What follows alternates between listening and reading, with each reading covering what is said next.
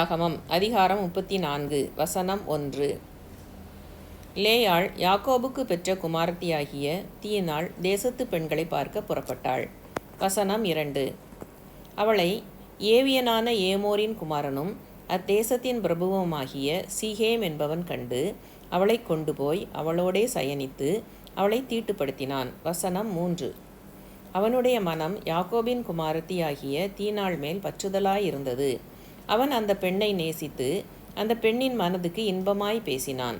வசனம் 4. சீகேம் தன் தகப்பனாகிய ஏமோரை நோக்கி, இந்த பெண்ணை எனக்கு கொள்ள வேண்டும் என்று சொன்னான். வசனம் 5. தன் குமாரத்தியாகிய தீனாளை அவன் தீட்டுப்படுத்தினதை யாக்கோபு கேள்விப்பட்டபோது அவன் குமாரர் அவனுடைய மந்தையனிடத்தில் வெளியிலே இருந்தார்கள். அவர்கள் வருமளவும் யாக்கோபு பேசாமல் இருந்தான். வசனம் 6. அத்தருணத்தில் சீகேமின் தகப்பனாகிய ஏமோர் புறப்பட்டு யாக்கோபோடே பேசும்படி அவனிடத்தில் வந்தான். வசனம் 7. யாக்கோபின் குமாரர் இந்த செய்தியை கேட்டவுடனே வெளியிலிருந்து வந்தார்கள். அவன் யாக்கோபின் குமாரத்தியோடே சயனித்து செய்யத்தகாத மதிக்கெட்ட காரியத்தை இஸ்ரவேலில் செய்ததினாலே அந்த மனிதர் மனங்கொதித்து மிகவும் கோபம் கொண்டார்கள். வசனம் 8. ஏமோர் அவர்களோடே பேசி, என் குமாரனாகிய சீகேமின் மனது உங்கள் குமாரத்தியின் மேல் பற்றுதலாயிருக்கிறது, அவளை அவனுக்கு மனைவியாக கொடுங்கள். வசனம் 9. நீங்கள் எங்களோடே சம்பந்தம் கலந்து உங்கள் குமாரத்திகளை எங்களுக்கு கொடுத்து எங்கள் குமாரத்திகளை உங்களுக்கு கொண்டு. வசனம் 10.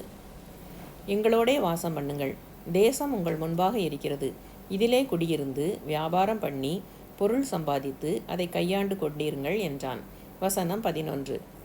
சீகேமும் அவள் தகப்பனையும் அவள் சகோதரனையும் நோக்கி, உங்கள் கண்களில் எனக்கு தயவு கிடைக்க வேண்டும், நீங்கள் என்னிடத்தில் எதை கேட்டாலும் தருகிறேன். வசனம் 12.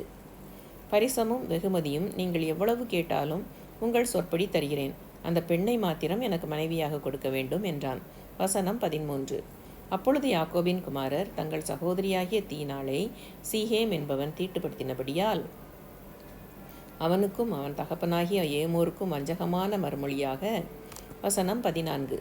விருத்தசேதனம் இல்லாத புருஷனுக்கு நாங்கள் எங்கள் சகோதரியை கொடுக்கலாகாது, அது எங்களுக்கு நிந்தையாயிருக்கும். வசனம் 15.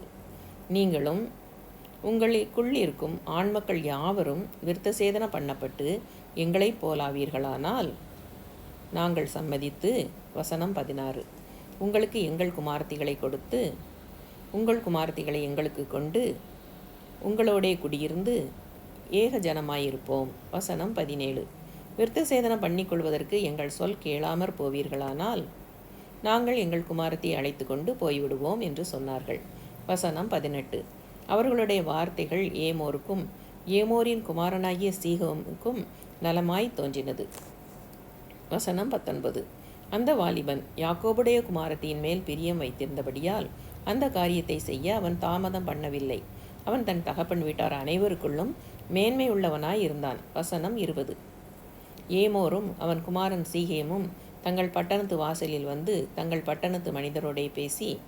வசனம் 21.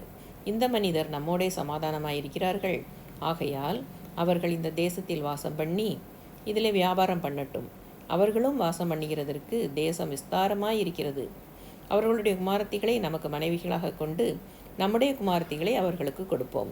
வசனம் 22. அந்த மனிதர் விருத்தசேதனம் பண்ணப்பட்டவர்களாய் இருக்கிறது போல நம்மில் உள்ள ஆண்மக்கள் யாவரும் விருத்தசேதனம் பண்ணப்பட்டால் அவர்கள் ஏகஜனமாக நம்மோடே வாசம் பண்ண சம்மதிப்பார்கள். வசனம் 23. அவர்களுடைய ஆடு மாடுகள் ஆஸ்திகள் மிருக ஜீவன்கள் எல்லாம் நம்மை சேருமல்லவா, அவர்களுக்கு சம்மதிப்போமானால் அவர்கள் நம்முடனே வாசம் பண்ணுவார்கள் என்று சொன்னார்கள். வசனம் 24.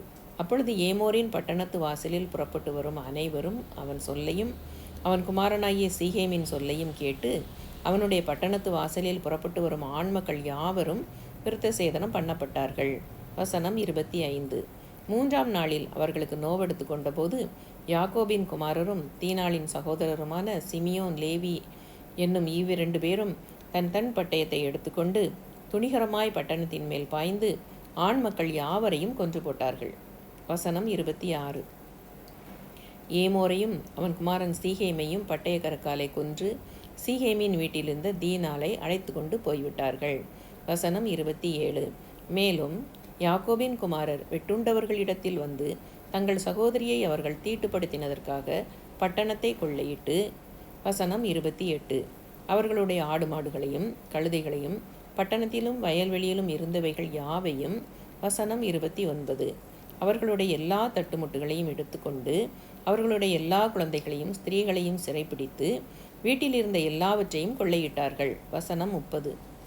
அப்பொழுது யாக்கோபு சிமியோனையும் லேவியையும் பார்த்து, இந்த தேசத்தில் குடியிருக்கிற கானானியரிடத்திலும் பெரிசியரிடத்திலும் என் வாசனையை நீங்கள் கெடுத்ததினாலே என்னை கலங்க பண்ணினீர்கள். நான் கொஞ்ச ஜனமுள்ளவன். அவர்கள் எனக்கு விரோதமாய் கூட்டங்கூடி நானும் என் குடும்பமும் அழியும்படி என்னை வெட்டி போடுவார்களே என்றான். வசனம் 31. அதற்கு அவர்கள், எங்கள் சகோதரியை அவர்கள் ஒரு வேசியைப் போல நடத்தலாமோ என்றார்கள். அதிகாரம் 34 முற்றிற்று.